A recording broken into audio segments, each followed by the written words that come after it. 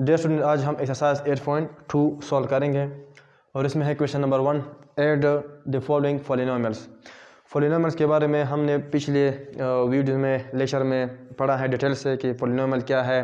वो algebraic expression, हमने algebraic expression भी पढ़ा है कि जब कांस्टेंट और variable with the help of algebraic operation के साथ मिल जाए उसको हम कहते हैं अलजेब्रिक एक्सप्रेशन। फिर अलजेब्रिक एक्सप्रेशन के टाइप्स थे पॉलिनोमियल वो अलजेब्रिक एक्सप्रेशन जिसमें वेरिएबल का पावर क्या हो, होल नंबर हो, उसको हम कहते हैं पॉलिनोमियल। फिर पॉलिनोमियल के टाइप्स थे मोनोमियल, बाइनोमियल, ट्राइनोमियल। इस तरह हमने टर्म पढ़ा है। तो टर्म की 2 टाइप्स थे, एक है लाइक टर्म और दूसरा है अनलाइक टर्म।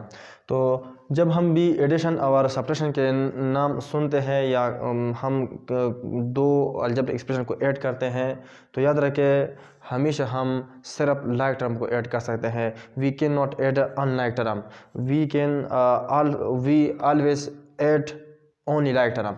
तो सिर्फ हम लाइक टर्म ऐड कर सकते हैं, बाकी हम अनलाइक टर्म ऐड नहीं कर सकते हैं। तो एडिशन के रूल क्या है? तो एडिशन हम किसे कहते हैं ये भी हम पढ़ेंगे। मिसाल के तौर पर अगर मैं लूँ 2 + 3, इसको अगर मैं ऐड करूँ तो क्या बनता है 5। इस 2 को मैं कहता हूँ एडेंडा, इसको एडेंडा कहते हैं।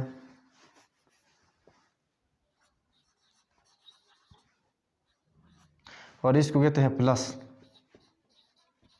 और इसको कहता है एडेंडा। बास बुक्स में एडेंडम भी कहते हैं उसको, यानी सिंगल इसका जो है वो एडेंडम है। और इसको कहते हैं इक्वल साइन, और इसको कहते हैं सम। इसको रिजल्ट भी कह सकते हैं, इसको आंसर भी कह सकते हैं। तो याद रखिए एक है प्लस और एक है ऐड या एडिशन में डिफरेंस है। इस सारे प्रोसेस को कहते हैं एडिशन।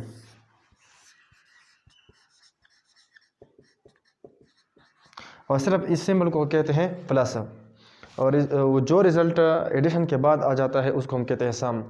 तो जब भी हम सम का लफ्ज़ सुनेंगे तो इसका मतलब ये होगा कि 2 या 2 से ज़्यादा नंबर क्या हुए हैं, जमा हुए हैं। तो इसको क्या कहते हैं, सम या रिज़ल्ट या आंसर। तो एडिशन के लिए क्या ज़रूरी है? एडिशन हम 2 मेथड से किया जा सकता है। इस मेथड को हम कहते हैं हॉरिजॉन्टल मेथड या रू वाइज मेथड। इसको रू वाइज मेथड या इसको हॉरिजॉन्टल मेथड भी कह सकते हैं।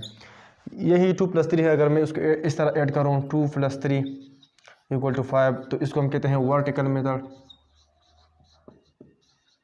या इसको कहते हैं कॉलम वाइज मेथड। तो ये था एडिशन के मेथड। और इसके बाद हम रूल ऑफ एडिशन पढ़ेंगे कि रूल ऑफ एडिशन क्या है। तो सबसे पहला एडिशन का रूल ये है कि अगर आप 2 टर्म को ऐड करते हो तो सबसे पहला ये रूल है कि ये लाइक टर्म होंगे, यानी आप सिर्फ लाइक टर्म को ऐड कर सकते हैं। आप इस तरह नहीं ऐड कर सकते कि 2 बुक + 2 पेंसिल। आप इसको नहीं ऐड कर सकते कि 2 बुक्स + 2 पेंसिल 4, इसका 4 आंसर आएगा। इसका मतलब ये होगा कि ये 4 क्या है, बुक्स है या 4 पेंसिल। तो ये ना 4 बुक्स है और ना ये 4 पेंसिल है। तो इस वजह से जब भी हम कोई भी 2 टर्म को ऐड करते हैं ज़रूरी है कि वो लाइक टर्म हो। ये अनलाइक टर्म है क्योंकि इसका जो वेरिएबल है वो बुक है और इसका जो या बेस जो है बुक है और इसका बेस पेंसिल है। तो बेस डिफरेंट है, तो इस वजह से ये लाइक टर्म नहीं है, तो इसको हम ऐड नहीं कर सकते। तो इस वजह से ज़रूरी है कि जब भी आप 2 टर्म को ऐड करते हो तो वो ज़रूरी है कि लाइक टर्म हो। दूसरा ऐड कोएफिशिएंट।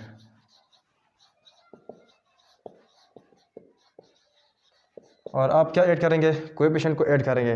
मिसाल के तौर पर यहाँ 2x³ है और यहाँ 13 3x³ है। इसको मैं ऐड करता हूँ तो सबसे पहले एडिशन का रूल यह है कि ये लाइक टर्म है, बिल्कुल ये लाइक टर्म है क्योंकि बेस भी सेम है और पावर भी या एक्सपोनेंट भी सेम है। तीसरा ऐड आप क्या करेंगे, ऐड कोएफिशिएंट को आप ऐड करेंगे, 2 + 13 = 15। और जो थर्ड रूल है वो ये है, take base and exponent common. तीसरा ये रूल है कि आप बेस और जो एक्सपोनेंट है वो कॉमन लेंगे, मतलब यहाँ भी x है यहाँ भी x, तो कॉमन आप लें, और यहाँ भी एक्सपोनेंट 3 है यहाँ भी 3 है तो आप कॉमन 3 लेंगे। तो एडिशन का रूल क्या है कि सबसे पहले ये हो गया कि ये लाइक टर्म होंगे, दूसरा ये कि आप कोएफिशिएंट को ऐड करेंगे, तीसरा ये कि बेस और एक्सपोनेंट आप कॉमन लें। याद रखिए इसका मतलब ये नहीं कि एडिशन से आप पॉजिटिव होंगे, इस तरह भी हो सकता है, अगर यहाँ -2 हो यहाँ भी -2 हो तो हम इसको ऐड कर सकते हैं, -2 + -3 = -5। अगर इस तरह हो -2 -3 फिर भी हम इसको ऐड कर सकते हैं, या इस तरह हो कि +3 -2, तो अब इसका आंसर क्या आएगा, +3 - 2 1 को आप लेके या ना लेके, और बेस और एक्सपोनेंट आप कॉमन लेंगे।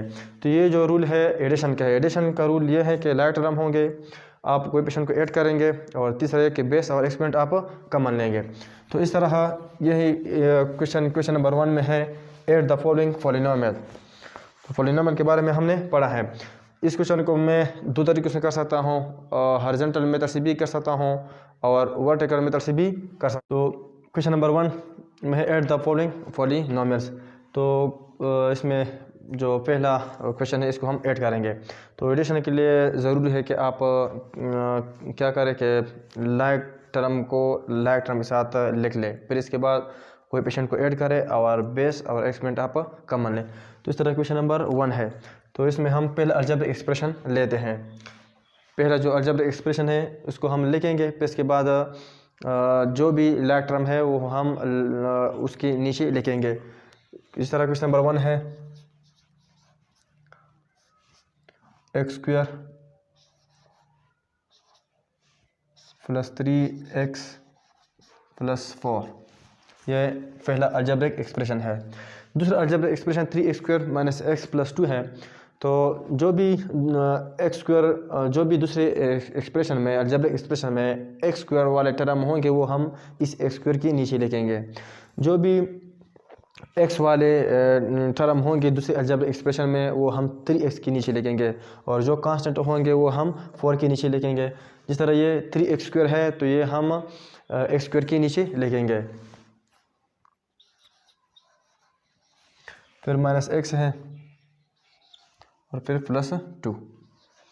तो एडिशन के लिए ज़रूरी है कि पहले क्या हो, लाइक टर्म हो। तो लाइक टर्म हमने बना दिए और इधर हम प्लस का साइन लिखेंगे क्योंकि हम ऐड करते हैं। अब इसके बाद दूसरा रूल क्या था कि आप कोएफिशिएंट को ऐड करें। जिस तरह यहाँ x² है तो मैंने पिछले फर्स्ट लेक्चर में अलजेब्रिक लेक्चर में कहा था कि अगर हम कहें कि अगर हम x लेके तो इसका मतलब ये होगा कि इसके साथ एक कोएफिशिएंट है, लेकिन हम उसको नहीं लिखते क्योंकि वो हमारे समझ में आता है कि x इसका मतलब है बस 1। इधर अगर हम कहें पेन तो इसका मतलब ये होगा कि 1 पेन, तो 1 पेन कहना फिर ज़रूरी नहीं है। इस तरह इसका एक्सपोनेंट भी 1 होगा, अगर कोई साइन ना हो तो इसके साथ प्लस साइन भी होगा।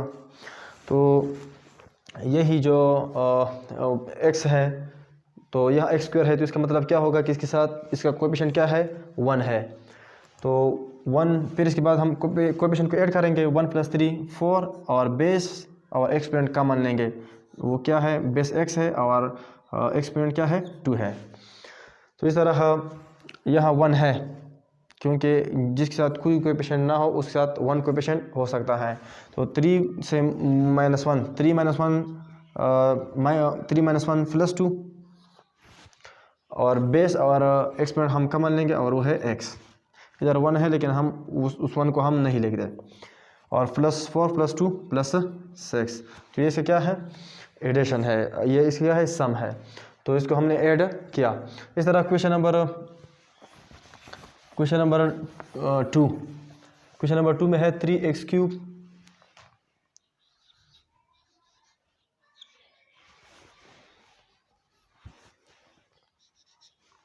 Minus 2x² plus 4x plus 5। अभी x³ हम x³ टर्म के नीचे लेंगे, प्लस x² हम माइनस 2x² के टर्म के नीचे लेंगे, माइनस 3x हम 4x टर्म के नीचे लेंगे और ये माइनस 9 5 के नीचे लिखेंगे। और ये हमारे पास क्या है, लाइक टर्म है सारे। अब हम इसको ऐड कर सकते हैं। ऐड के लिए क्या ज़रूरी है कि आप कोएफिशिएंट को ऐड करो, बेस और एक्सपोनेंट कॉमन ले लो। याद रखिए 3 जो पॉइंट है इसको कभी बोलना नहीं। फर्स्ट ये कि लाइक टर्म होंगे, सेकंड क्या होगा कि कोएफिशिएंट को ऐड करेंगे, और थर्ड बेस और एक्सपोनेंट कॉमन लो। तो यहाँ 1 है, जिसके साथ कोई कोएफिशिएंट ना हो उसके साथ 1 कोएफिशिएंट है। 3 + 1 4 और बेस एक्सपोनेंट कॉमन ले।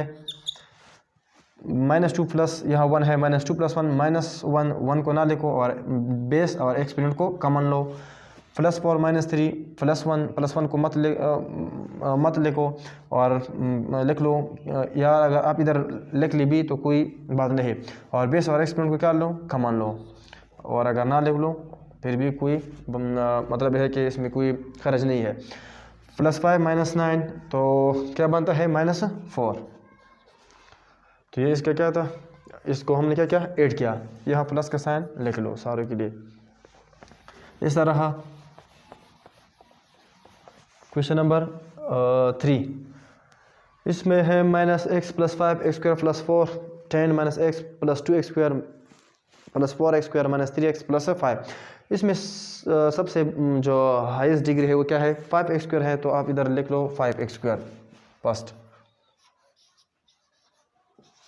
फिर -x लिखो और फिर कांस्टेंट।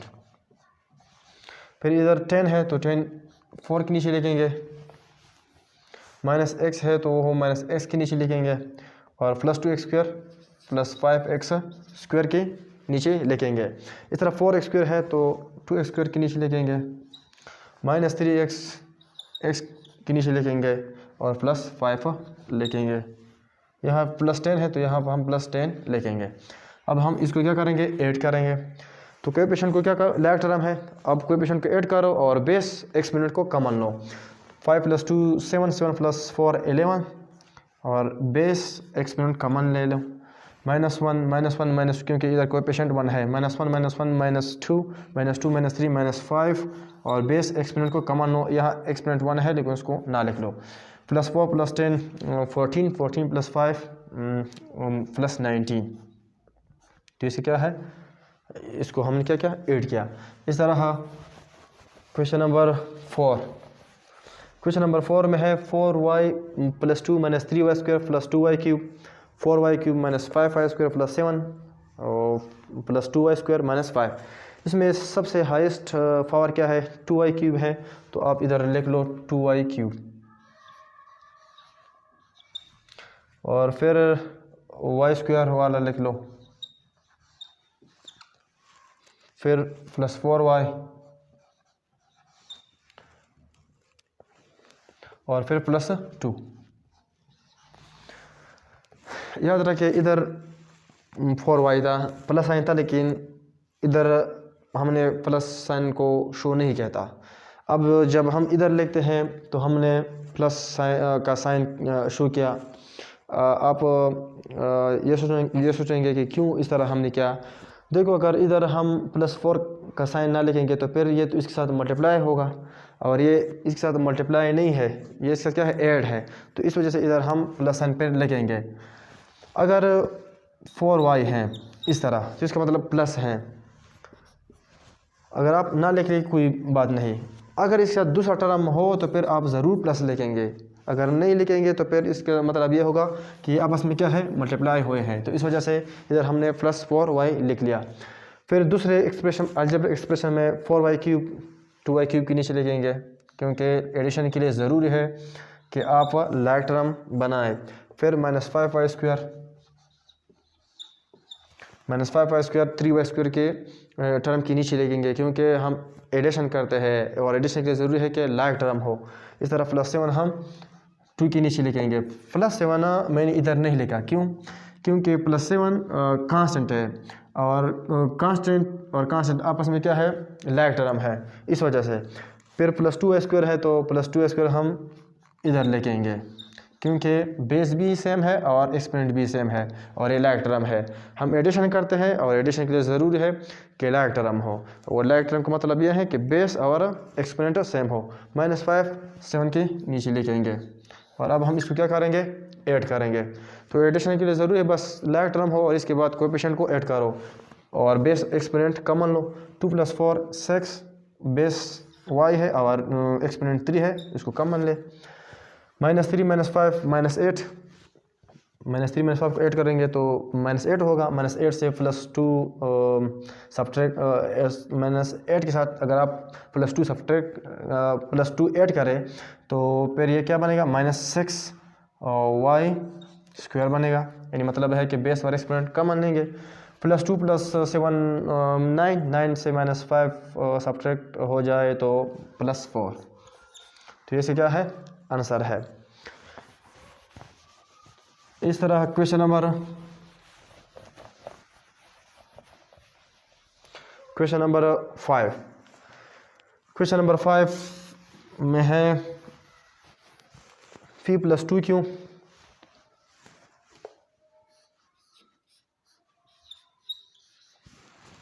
-3r। अभी जो p टर्म है वो p के नीचे लिखेंगे, q टर्म q के नीचे लिखेंगे और r टर्म r के नीचे लिखेंगे। तो ये 4p है, इधर लिखेंगे क्योंकि लाइक टर्म है। हम एडिशन करते हैं, एडिशन के लिए ज़रूरी है कि लाइक टर्म हो। -3q और +4r, ये हमने लाइक टर्म बनाए। अब हम इसको ऐड करते हैं तो एडिशन के लिए फिर दूसरा जो रूल है वो यह है कि आप कोएफिशिएंट को ऐड करो। यह 1 है क्योंकि जिसके साथ कोएफिशिएंट कोई ना हो उसके साथ 1 कोएफिशिएंट है। तो 1 और 4 ऐड करो 5 और φ, मतलब इधर एक्सपोनेंट 1 है और बेस p है तो इसको हमने कॉमन लिया।